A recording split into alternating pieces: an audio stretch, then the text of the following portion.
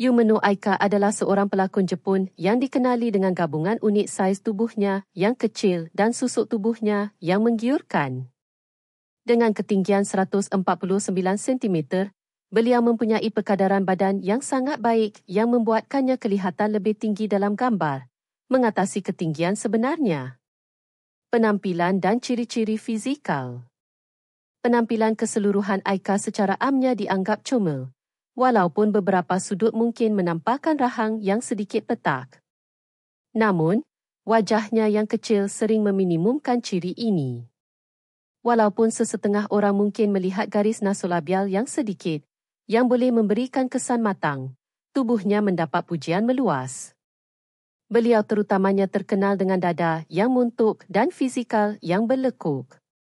Garis S dari bahu ke lengan, terutamanya jelas semasa adegan dengan rakan pelakon lelaki, sering digambarkan sebagai artistik.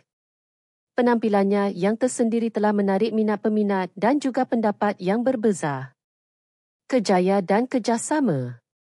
Yumeno Aika telah dipilih sebagai salah seorang daripada 16 pelakon dalam kumpulan Yadong-jeon, menonjolkan kehadirannya yang ketara dalam industri. Beliau juga mengenali rakan pelakon Okuda Saki. Kedua-dua mereka telah bekerjasama dalam filem seperti SNES 036 dan SNES 659, dan gambar-gambar mereka bersama sering muncul di media sosial Aika.